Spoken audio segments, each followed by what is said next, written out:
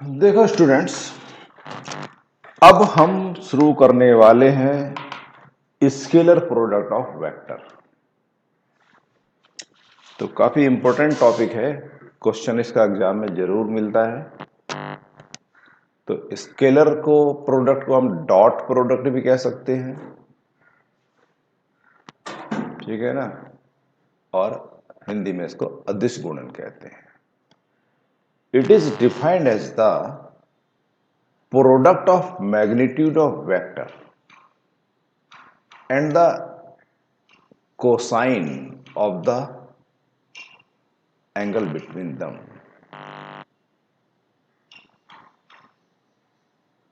क्या मतलब है इसका? यानी कि ये जो क्या होता है कि दो जो हमको वेक्टर गिवन है उनके जो मैग्नीट्यूड है उनकी प्रोडक्ट, साथ साथ जो उनके बीच का एंगल है उसका कॉस लेंगे और कॉस की उनके साथ प्रोडक्ट करेंगे। यानी ए का मैग्नीट्यूड चाहिए, बी का मैग्नीट्यूड चाहिए और कोसाइन चाहिए दोनों के बीच के एंगल का, ठीक है ना। तो इसको हम बोलते हैं A dot B, not into, it is dot.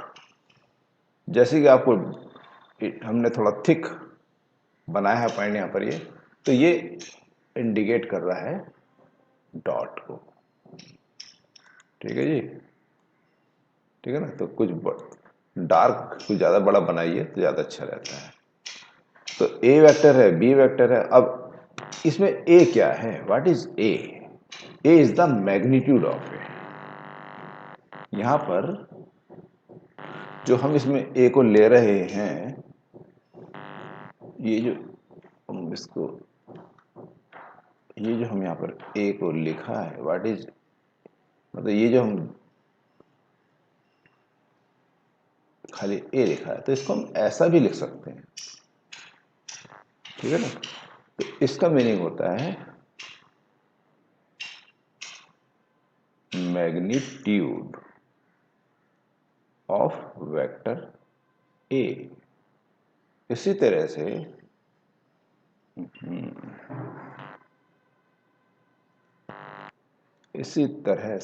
ये जो हमारा है,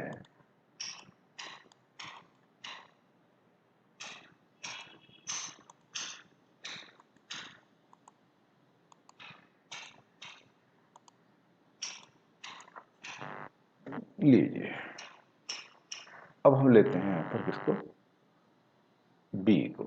ये जो हमारा है बी हमने लिखा, तो B is the magnitude of B. जो आप यहाँ लिख रहे हैं वो यहाँ लिख दीजिए, ये चीज। अब मैग्नीट्यूड हमने निकाल लिया यहाँ पर। अब यहाँ पर इसको एक्सप्लेन करने के लिए कई फार्मूले और कई मेथड होते हैं, ठीक है ना। एक एक करके इनको हम आपको इनको एक्सप्लेन करते हैं। अब जैसे सबसे नंबर 1 की बात, अगर आपको वेक्टर ए गिवन है,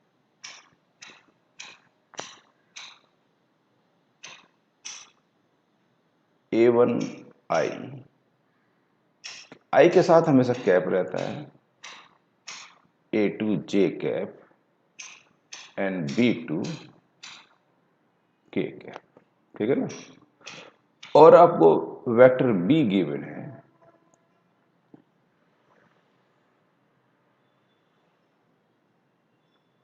B1 आई कैप, B2 जे कैप प्लस B3 के cap.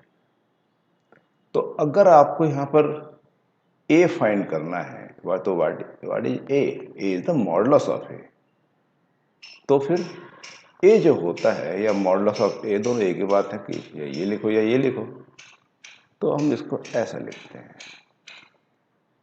A1 square plus A2 square plus A3 square.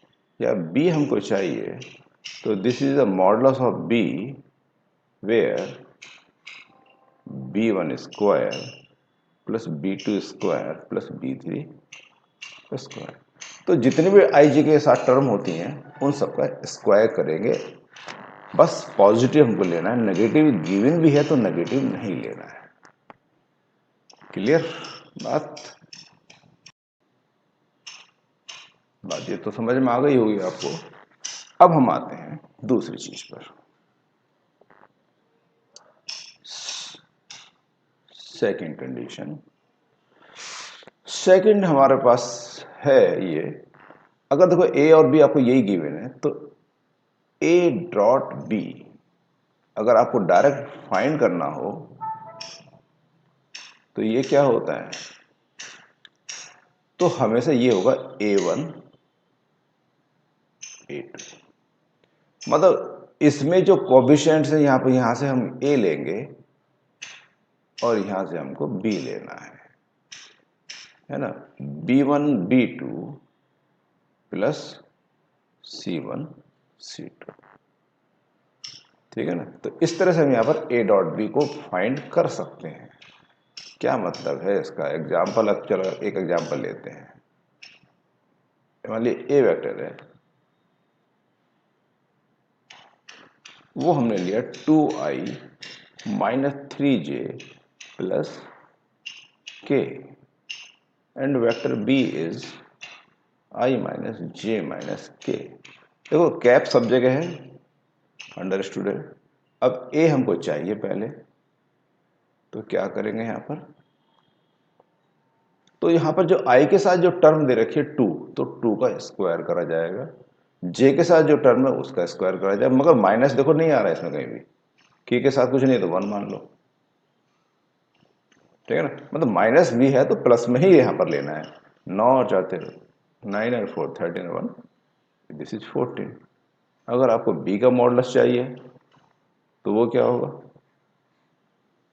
1 का स्क्वायर प्लस 1 का स्क्वायर प्लस 1 का स्क्वायर, दिस इज √3, ठीक है। माइनस नहीं लेंगे अगर माइनस आपका ए बी में दे रखा है तब भी। क्लियर बात। अब इसी के बेस पर अगर आप ए डॉट बी भी फाइंड करना चाहें तो क्या मिलेगा भाई, आपका 2i था माइनस 3j था प्लस k था, और ये आपका डॉट है ना, और आपका दूसरा पार्ट ये है, ये। अब इसमें क्या करना है, देखिए i के साथ यहाँ 2 है, यहां पर i के साथ कुछ नहीं का मतलब 1 है, तो दिस इज 2 इंटू 1 आपका आएगा। फिर सेकंड स्टेप में j के साथ दोनों साइड में -3 एंड -1, ठीक है ना। तो -3 -1 क्या होगा,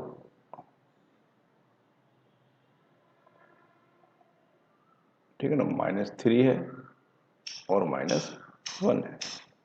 फिर आगे k के साथ 1 है और k के साथ -1 है, तो कितना हुआ ये, 2 प्लस 3 -1, सो 4 ये आ जाएगा।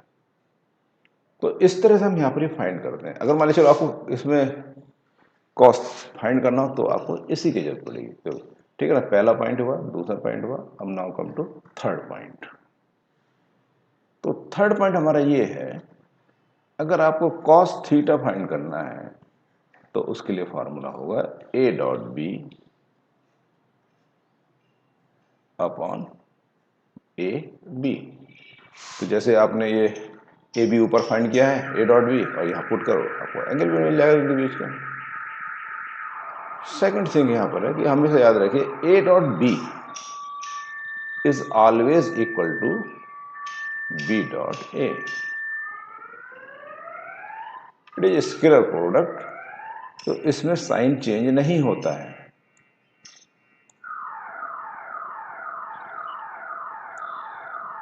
अब हम लेते हैं इसका फिफ्थ पॉइंट, ठीक है ना।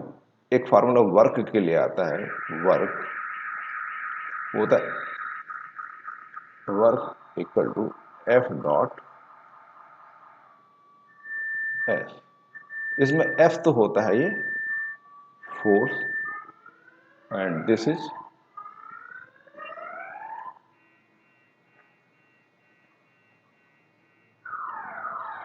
डिस्प्लेसमेंट होता है।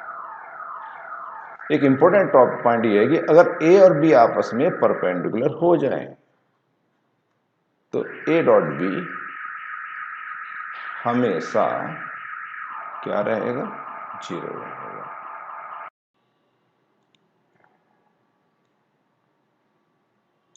अब आते हैं हम आगे।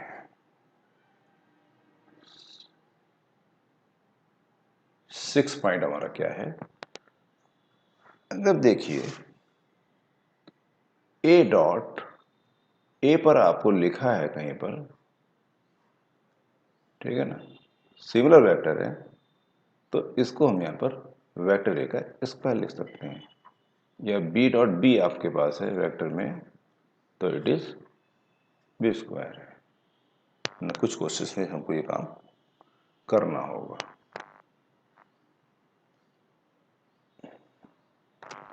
अगला आइटम है इसमें, हाँ जी, अगर आई डॉट आई कहीं होता है तो इसकी वैल्यू 1 होती है। जे डॉट जे है, जे कैप, ये 1 होता है। या के कैप डॉट के कैप, ये 1 होता है। क्यों होता है? तो अगर मान ली हम आई डॉट आई को ले, यानी हम इसको मान ली प्रूव करें कि ये 1 क्यों आया, तो उसके लिए क्या हो, modulus of I, modulus of another I and cos 0। तो सिमिलर वेक्टर है तो एंगल उनके बीच में 0 रहेगा। तो यूनिट वेक्टर का मॉडुलस हमेशा 1 होता है, कॉस 0 1 होता है, दिस इज इक्वल टू 1। तो इसे तीनों आ जाएंगे ये, ठीक है ना। इसी तरह से अगर मान ली आई डॉट जे हो जाए, डिफरेंट हो जाए, तो 0 होगा। जे डॉट के अगर हो तो ये भी 0 होगा। या के डॉट आई अगर हो तो ये भी 0 होगा। डिफरेंट का डॉट 0 है, तो जैसे मान ली इसको प्रूव करना हो तो आई डॉट जे का मतलब क्या हुआ, आई का मॉडुलस, जे का मॉडुलस और कॉस 90। कॉस 90 क्यों, आई होता है अलोंग एक्स एक्सिस और जे होता है अलोंग वाई एक्सिस, तो उनके बीच में एंगल 90 का 0 होता है। तो ये 1 होगा, ये 1 होगा, बट ये 0 होगा। तो इस तरह से आपको इसमें ये भी पता लगा सकते हैं कि आई डॉट आई ये क्या होता है। क्लियर हो रहा है जहाँ तक बात? अब हम लेते हैं नेक्स्ट पॉइंट इसका।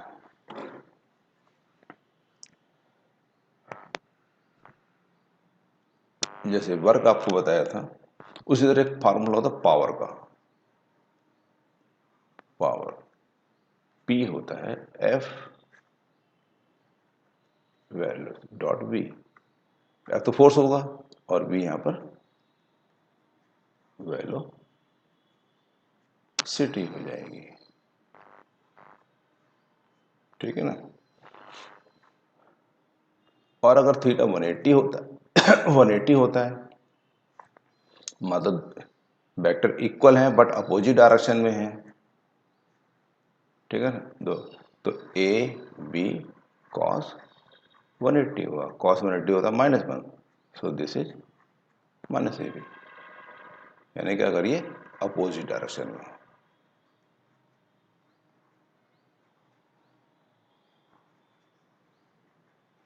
इस तरह से। तो इस तरह से आपको इसमें ये भी बता सकते हैं। तो इस तरह बहुत काफ़ी कुछ है इस इन टॉपिक क्वेश्चंस में। तो इनके बेस पे हमको कई क्वेश्चन यहाँ पर करने होंगे। एक जरा एक इसमें क्वेश्चन देखिए, पहले for what value of M A perpendicular to B. तो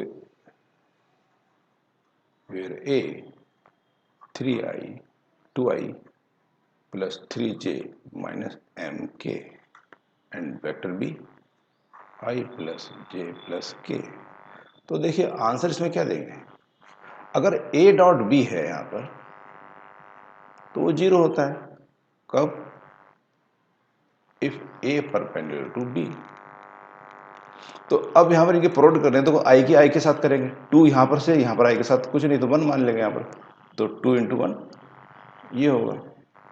फिर इसमें 3 इंटू यहाँ पर जे के साथ कुछ नहीं तो 1 मान लीजिए, प्लस 3 इंटू 1, और यहाँ पर माइनस एम है और यहाँ पर इसके साथ 1 मान लीजिए, तो माइनस एम इक्वल टू 0, ठीक है ना। तो एम कितना आएगा यहाँ पर